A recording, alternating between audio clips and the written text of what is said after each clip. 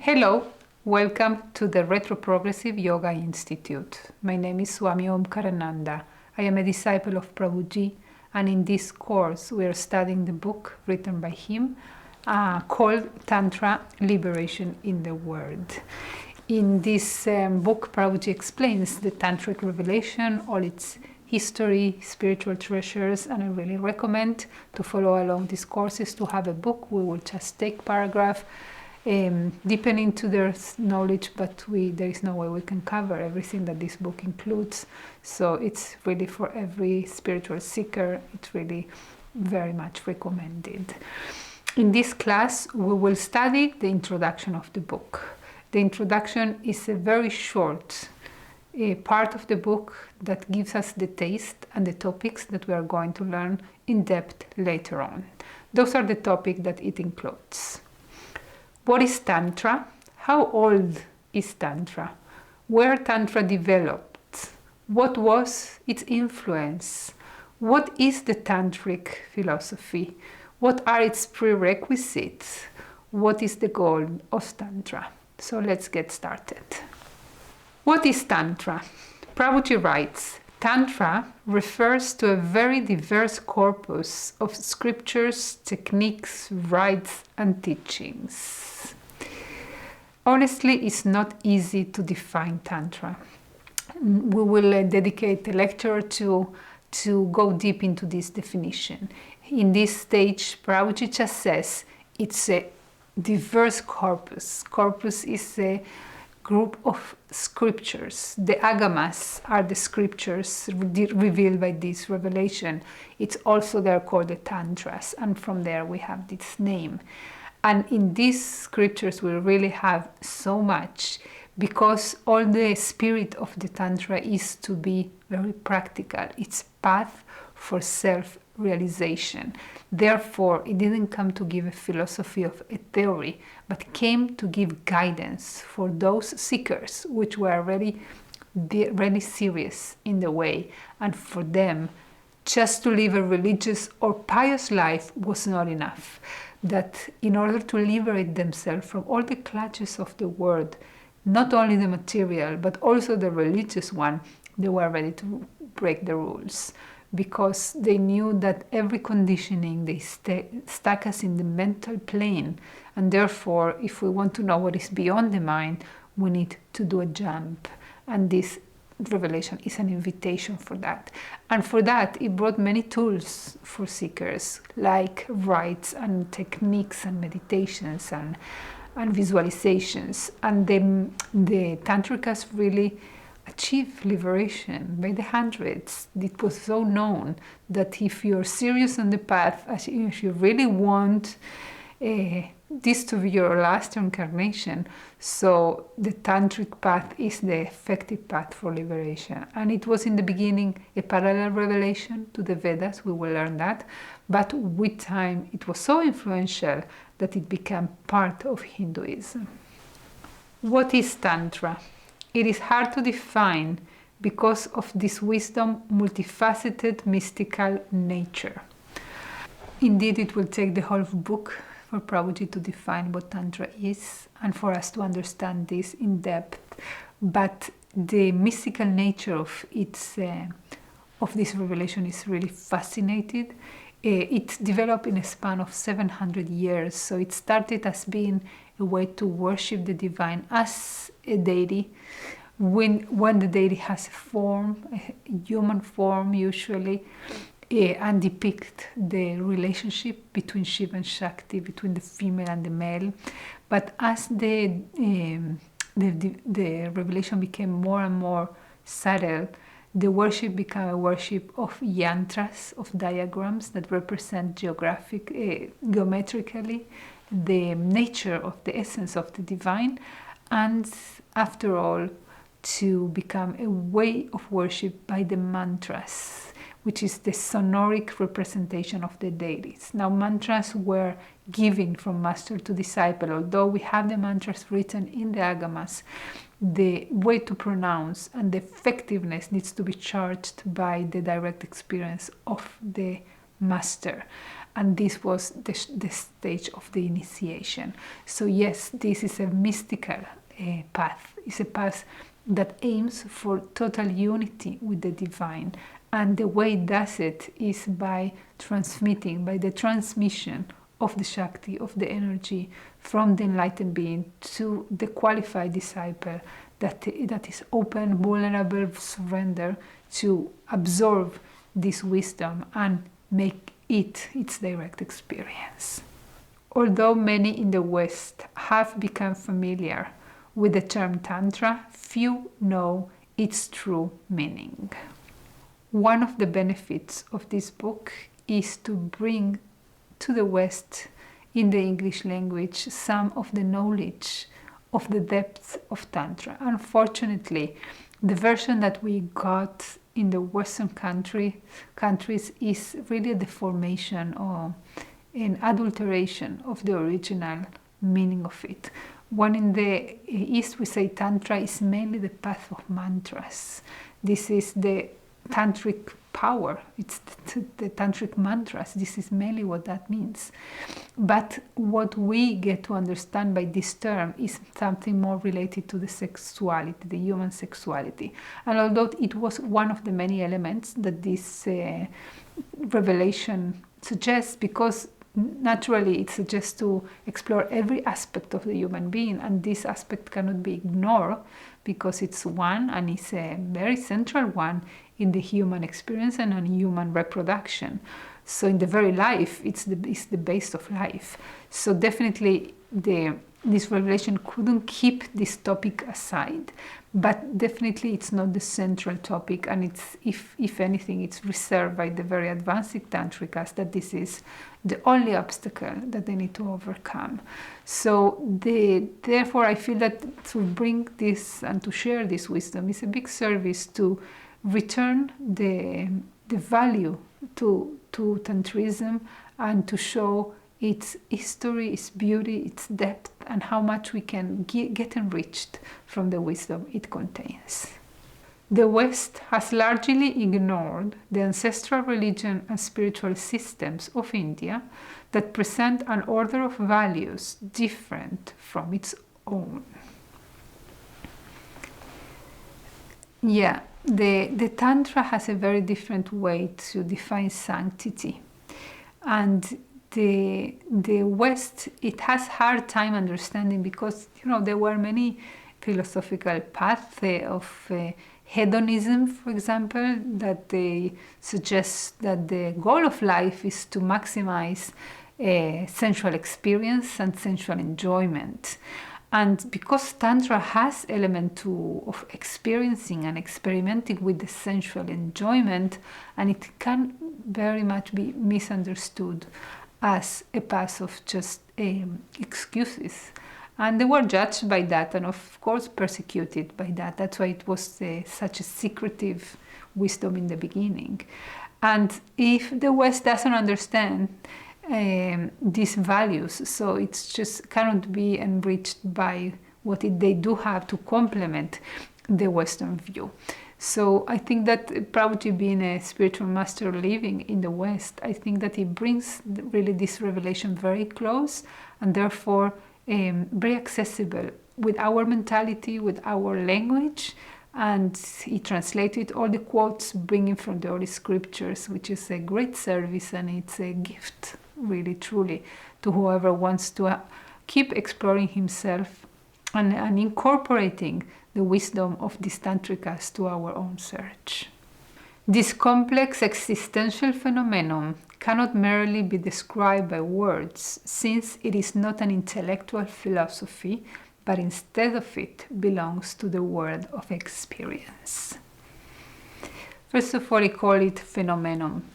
And in the context of the message of Prabhuji, when he writes phenomenon, he means it's not something that can be defined, but it's something that happens to us. Many times he's referred to the ego as the egoic phenomenon. Means it's an attitude, it's a way to behave, but it's not something concrete. So this is said it's a complex phenomenon which cannot be explained in words because it belongs to the plane of experience. And here we see again and again in every lecture and every book of Prabhuji that don't feel satisfied with understanding or agreeing or even disagreeing with my words. That this is, I describe what I see, but not in order for you not to praise me or not to accept it or even not to reject it. Just to dare to look at your own experience. And this is what he writes here, that it belongs to a world of experience, not to the world of the intellect. In the intellect, we can learn the story of Tantra, we can learn, we can even practice Tantra intellectually. But the push of this revelation is for the being presence in the experience, inquiring into the nature of our own consciousness and using the inspiration that we can get from those who walk the path to be used as a torch to illuminate our path, but not to stay in the philosophy. Although if you look for philosophy in Tantra, you will find it, and you will be amazed by the philosophical foundations of this path. And it's not only one, the complementary, very complex structure that each lineage contributed to the treasures of Tantra. But if you want really to benefit from it, so know that you are about to go into an adventure where you need a braveness to dare to see, to look where the Tantric class points to, so you can open your eyes and look. How old is Tantra? Nobody knows its age with certainty, but like the Vedas, it is considered eternal. It is estimated between the 5th and the 12th century in the current era. So there's something very fascinating with the age of the Tantra, because of course it's not considered that in the moment that were revealed in scriptures is the moment that it was created. It's eternal wisdom. It's like to say in the moment that we discover a planet, so it's the moment that it was invented. No, it was always there, we didn't look at this direction. So the fact that we didn't have this knowledge in writing, or we didn't have lineages that gave this denomination of Tantra, doesn't mean that this knowledge didn't exist. So it's kind of weird to speak about an age. Knowledge is eternal, and at some point it can be kind of channeled in the world to be known by the human beings. But it's not the age of the knowledge, it's eternal wisdom. This is the essence of consciousness, of eternity, of divinity, and who we are to understanding. But it's not considered a human invention. Like there can be other wisdom that is a human being by its own intellectual efforts create certain path or certain philosophic school. No, it's considered something eternal. But if we need to put it in age, when it was revealed, yes, we start in the revelation in the 5th century, the first stages, until the 12th century, in which we see the last stages of this revelation. Where Tantra developed, it was cultivated and practiced in areas where Brahmanism was less influential, such as northern India, Bengal and Assam in the east, and Andhra in the south. To put it in the context of where and when it developed, we need to understand that Brahmanism was the prominent spirituality of the times in the subcontinent of India, in which the Brahmana caste were the priests, that they were the ones who hold the knowledge. They were very respected because they were the one that live the knowledge and preserve it and teach it to the new generation. But they were the ones who knew the mantras, how to pronounce, how to repeat, how to perform the rituals. So basically everybody else in society, they were excluded from the self-realization, and they were dependent on the Brahmanas in order to develop themselves and fulfill their religious duties. But the Tantra came to say that all of us are equal, exactly equal. And we need to understand that the first Tantrikas were Brahmanas that saw that their social position it was nothing else than another mental construct that stuck them in the path for liberation. And they wanted to go beyond it, so they kind of gave up this position in order to be equally. They're human beings. Brahmanas are a denomination that can be a jail, because then you feel that you arrive because you're a Brahman, or you feel privilege, or you feel more than others. And this is completely illusionary, because we're all divine. This is just the mental, the mind likes to categorize and look for positions just because it's such an animalistic tendency to be more than the others, to have a status, to have a special position. Therefore, this path come to say spirituality is for everyone. We are all equal in the eyes of God, and men and women are all equally entitled for liberation. What differentiates between one and the other is not a social or external denomination. It's the urge, it's the curiosity, it's the wonder, it's the intrigue that every one of us have for what is true nature. And it's a fact that this doesn't depend on the gender, doesn't depend on the social position.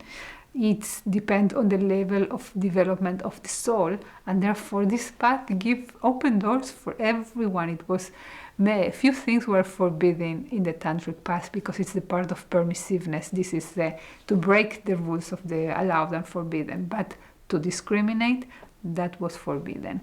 You cannot give any sign or let anyone feel less if you're part of a kaula or a group of practitioners. And it was known that if somebody had any comment or hold any feelings of discrimination against another person in the group because of its gender, because of its origin or caste, it was excluded, because there is no place for discrimination in Tantra. So think about it, in the 500, 600, 700 of the current era, what an advanced wisdom it was. And no wonder that it was so attractive. And all the people of India that feel excluded from spirituality and had attraction for it, so they were like gravitating towards this revelation up until the point that became more popular than Vedism, and therefore instead of being antagonistic, and this is the beauty of India, that it has this attitude of the truth, the paths are many but the truth is one. So instead of being an opposite revelation, it became one with tolerance and with the best of both the revelations. It became today to be known as Hinduism. What was the influence of Tantra?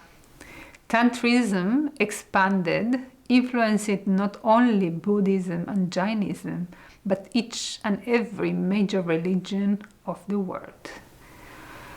So yes, Buddhism, what a different religion than Tantrism. Buddhism is a religion without God, without soul, without deities, without worship, and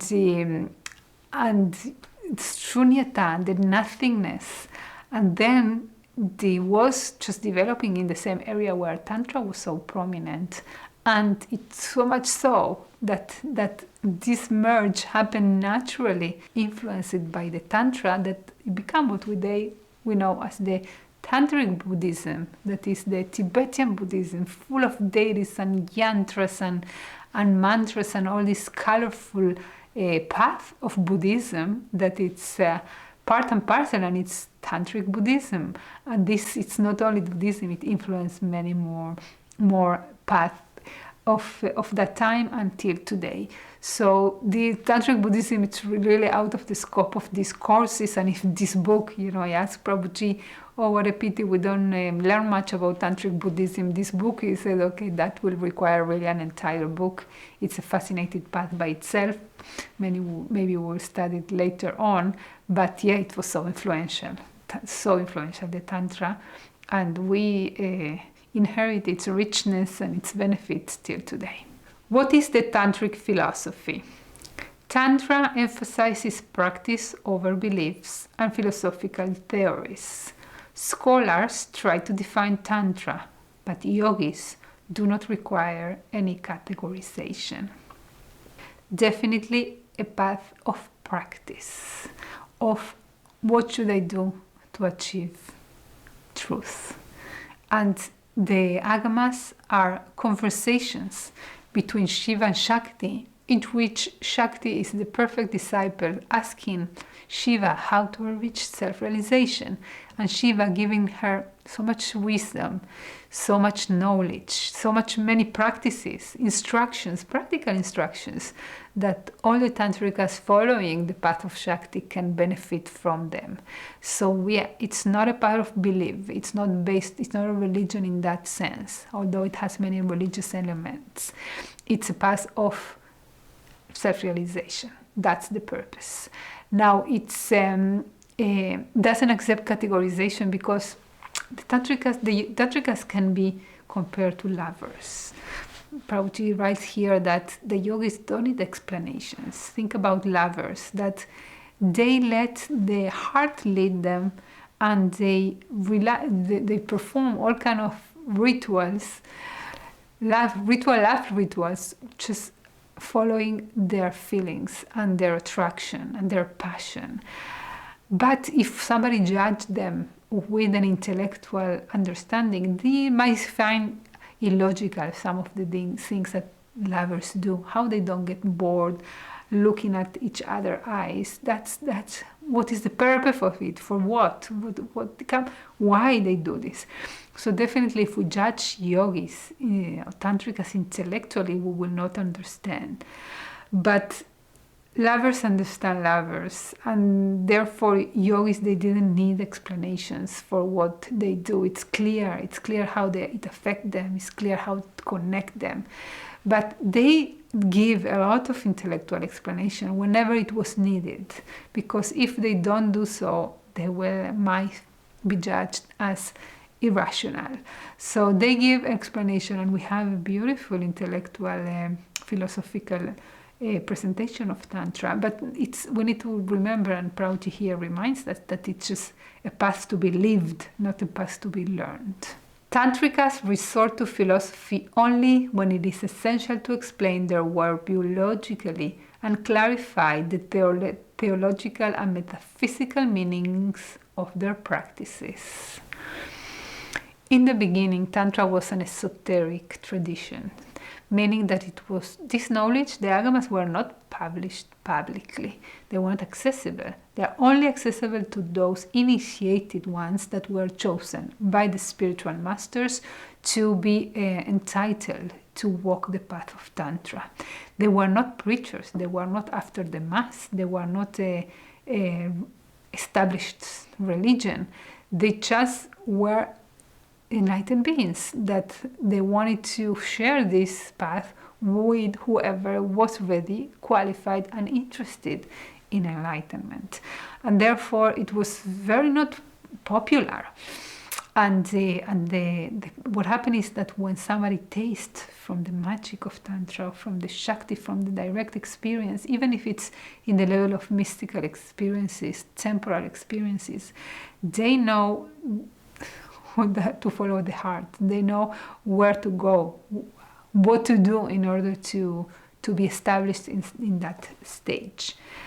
But whoever doesn't taste, it just might demand explanations. And as this knowledge became more and more known and went out of the circles, of the secret circles of the lineages, so more explanation were needed. And not only that, more people were attracted to this, that they wanted to know more explanations in order even to taste and to dare to experience. So this is how we see in later stages how we become this very experimental path, become more in a philosophical, metaphysical, theological path where we find many explanations and what are the reasons of the practices that it suggests. What are the prerequisites for Tantra? Until we develop enough sensitivity, we will not be able to grasp Tantra.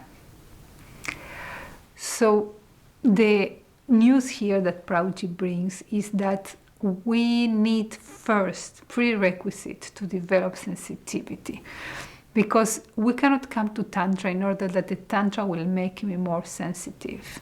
But once we are sensitive, we will feel attraction towards a path like Tantra. So the prerequisite is that you need first to develop the sensitivity, and without this, you will not grasp the subtleness of this path.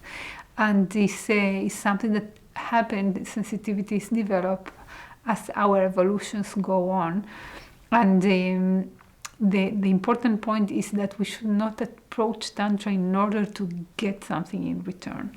It's a path of discovery that we don't get something with the help of Tantra, but the approach and the purity that we need in this path, it demands from us to be developed enough. That's why it's a prerequisite.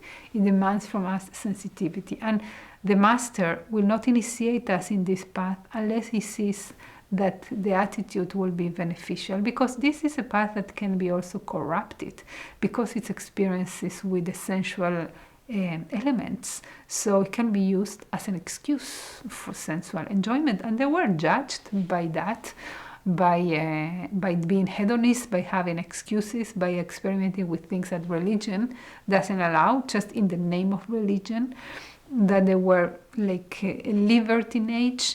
And yes, whoever doesn't love doesn't understand the place of love. And those tantrikas were madly in love with the Shakti, with the divine, and they were ready to break the rules in order to unite with this source. But the masters need to be also very careful in whoever is attracted to this path for the wrong reasons. And therefore the scrutiny was very high, and not everybody was allowed to be exposed to this knowledge.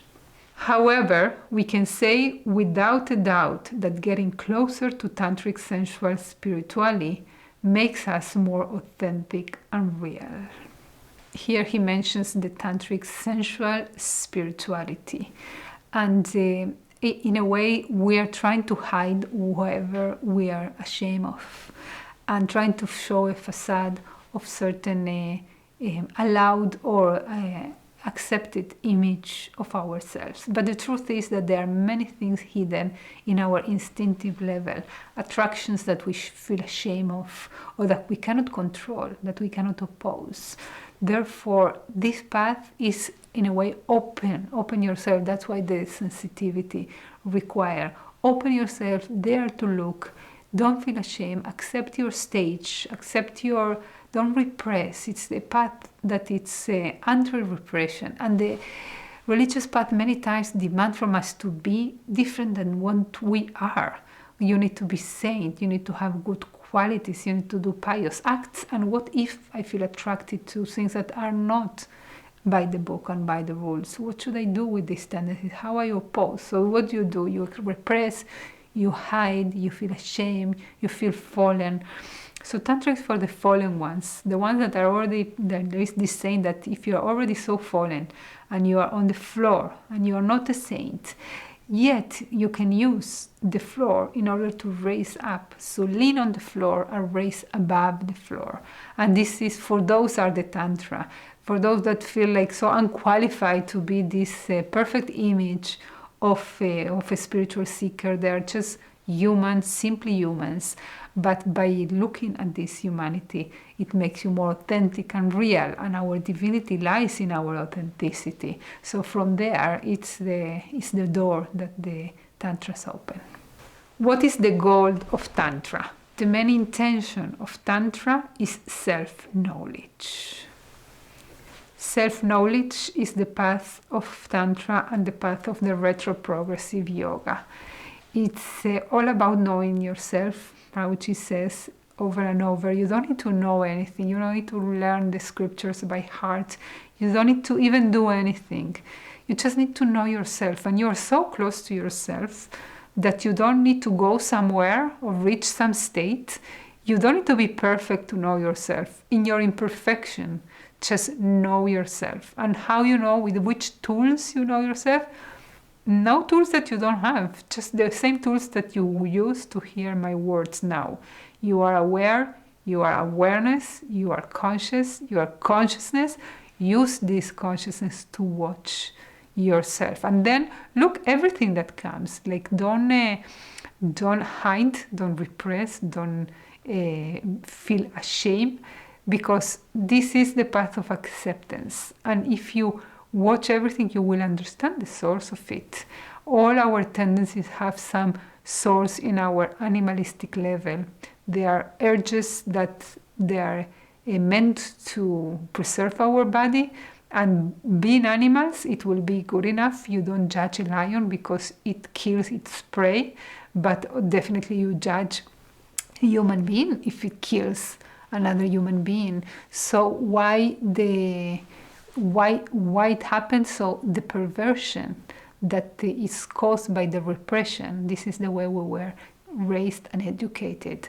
So the Tantrics truly believe that by looking, by being aware, by experimenting with these tendencies, we will return to them the harmony of what they come. We are not animals anymore, but we are also animals. We are Homo sapiens. We are animals. We don't want to admit that we are animals, but we have all the animalistic tendencies repressed by all our intellectual layers, and this lack of harmony between our physical existence, our intellectual existence, our sensorial existence, make us very chaotic beings. And the purpose of this path is to know all your aspects and to bring harmony, because nothing like this human animal is able to realize itself, and therefore we are also suffering. Without the self-realization, we will never feel that we fulfill our purpose in life. So there was really a very new approach. So accept, dare to see. Don't look in some future, look in this moment. And know yourself. Self-knowledge is definitely the goal of Tantra. It guides us to the revelation of our inherent potential that is hidden deep within us.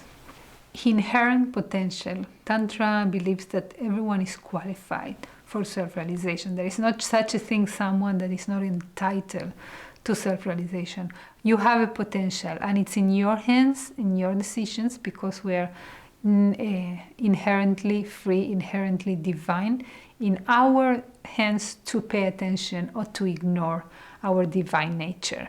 And if we ignore, we will suffer, and eventually we will be fed up of suffering, and we will start looking within.